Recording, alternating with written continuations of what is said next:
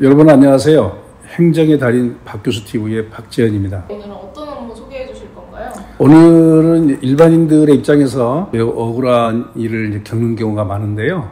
그에 대한 행정구제 전반에 대해서 소개하기는 좀 시간이 부족하니까 행정구제가 어떤 게 있는지를 잠깐 말씀드리고 그 중에서 행정심판제도에 대해서 소개를 할까 하는데, 오늘 소개할 행정심판제도는 이제 학교에서는 한 3시간 정도 분량으로 강의합니다. 근데 일반인 입장에서 일상생활에 도움이 될 수 있는 정도로 요약해가지고 오늘 포함해서 4 내지 5회 정도 이렇게 나누어서 분야별로 소개를 할 예정입니다. 특히 이제 행정구제라고 하는 것은 일단 어떤 피해가 발생한 후에 행해지는 사후구제가 전통적인 수단인데, 나중에는 이제 행정구제 유형에서 사전구제의 유형이 다시 도입됩니다. 쉽게 말씀을 드리면 코 읽고 요양권 고치는 것이 사후구제라고 한다면 사전에 예방하는 거, 이게 이제 사전구제인데, 우리나라의 경우는 1996년 이후에 행정절차법이 만들어지면서 구체적으로 시행된 걸로 볼 수가 있겠고, 일단 여러분들의 권리와 이익이 침해된 이후에 행해지는 사후적인 구제에 대해서 말씀을 드리는데, 그 사후적인 구제는 다시 또 여러 가지 나눠집니다. 우리가 이제 이론적으로는 그것이 금전적인 보존수단인 손해배상하고 손실보상, 또 원상회복적인 행정심판과 행정소송으로 구분되는데, 그런 내용을 뭐 학교처럼 이렇게 다 강의할 수는 없고, 여러분들에게는 원상회복적인 방법으로서 행정심판 제도하고 행정소송제도 묶어서 행정쟁송 이렇게 말하는데, 그 중에서 행정심판제도 그 한 가지를 소개를 하도록 하겠습니다. 행정심판 청구는 어떤 경우에 가능한 건가요? 행정심판이 청구되는 경우는 굉장히 다양합니다. 그런 것들을 낱낱이 관련된 사건하고 연결해서 소개하는 것은 굉장히 무리가 있는 것이고, 그래서 우리 영상이 업로드된 순서대로 소개한다고 한다면, 첫 번째 국가유공자 관련된 것들은 이제 등록 지정 신청을 했는데 요건 비해당 결정이 나왔을 때, 요건 해당 결정은 됐는데 또 신체 검사를 해봤더니 등급이 미달돼 가지고 또 등록이 안 된 이런 경우에 대해서도 행정심판을 청구할 수가 있습니다. 또 그다음에 이제 학교폭력 과 관련해서 이제 가해자 또는 피해자로 이제 지목이 돼가지고 학교폭력심의위원회에서 심의가 있어가지고 가해자로서의 처분을 받았거나 또는 피해자인데 처분을 못 받은 이런 경우에도 행정심판을 청구하게 되죠. 그 경우는 또 일반 행정심판하고는 약간 이제 기관이 다른데, 이제 교육청에 행정심판을 청구하게 되는 경우가 되겠어요. 그 다음 영상으로는 운전면허가 있었잖아요. 운전면허 정지처분 또는 운전면허 취소처분을 당했을 때 그에 대해서 행정심판을 청구해서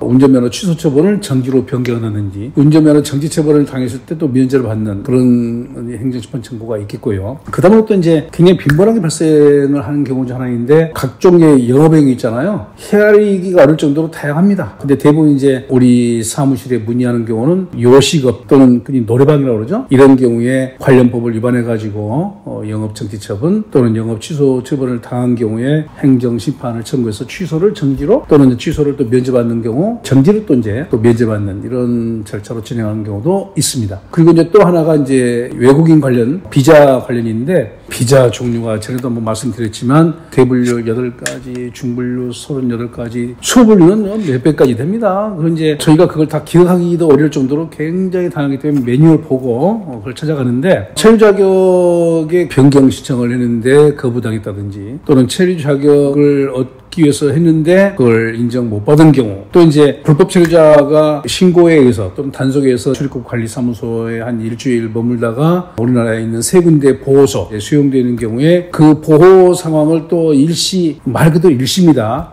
일시 해제해달라 신청했는데 기각 결정 나온 경우, 이런 경우도 행정심판을 청구하는 경우가 있습니다. 우리가 지금까지 업로드했던 영상과 관련해서만 보더라도 굉장히 다양한 행정심판 청구의 경우가 있는데, 업로드를 하지 못한 부분은 훨씬 많죠. 그래서 행정심판 청구가 굉장히 다양하게, 굉장히 빈번하게 청구가 되는데, 이 행정심판 제도가 시행된 것이 1988년 이후부터입니다. 그러니까 역사가 35년 됐나요? 초창기에는 행정심판 절차가 있다는 것을 일반인이 잘 알지 못했기 때문에 행정심판 청구를 못했었는데, 지금은 이제 굉장히 많이 홍보가 되고 인식이 많이 넓어졌죠. 그래서 쉽게 말하면 억울한 일을 당했다 할 때 행정심판을 청구하는 경우가 예전보다 굉장히 늘어났습니다. 그래서 심리까지의 기간도 예전보다 훨씬 더 장기화되는 그런 추세에 있다고 볼 수가 있죠. 그래서 이 행정심판 제도가 1988년 2월 25일 이후에 시작되기 전까지는 소원 제도가 있었는데 그건 굉장히 지금의 행정심판 제도와 비교할 때는 좀 미약한 그런 제도였습니다. 그래서 이 행정심판 제도가 시작되면서 과거에는 일반인들에게 홍보하기 위해서 거리에도 또는 뭐 기차 역사라든지 터미널 등에도 중앙행정심판위원회에서 홍보 게시물을 부착한 적도 있었습니다. 여러분 곁에 그런 행정심판 제도가 있으니까 많이 활용하세요 이렇게 했는데 지금은 많이들 알고 계시죠. 그래서 행정심판 제도가 굉장히 유익한 것은 이 행정심판 절차 다음에 행정소송 제기 절차가 남아있는데 그건 변호사를 통해서 하는 것이 일반적이기 때문에 비용 부담이 좀 있잖아요. 그리고 또 시간이 꽤 많이 걸립니다. 그에 비해서 행정심판 청구는 비용도 조금 저렴하고 또 행정심판을 청구해서 결과까지 그 기간이 훨씬 짧죠.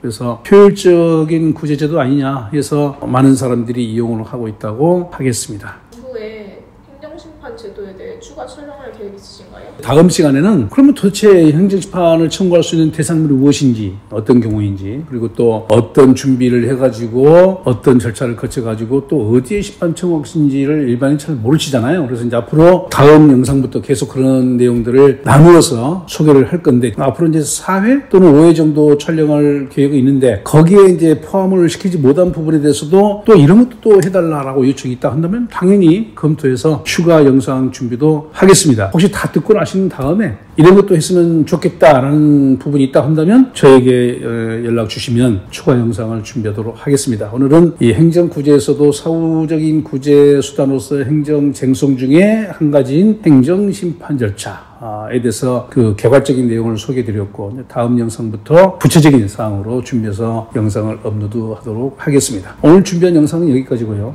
다음 시간에 계속 이어서 영상을 업로드하도록 하겠습니다. 끝까지 시청해 주신 여러분 고맙습니다.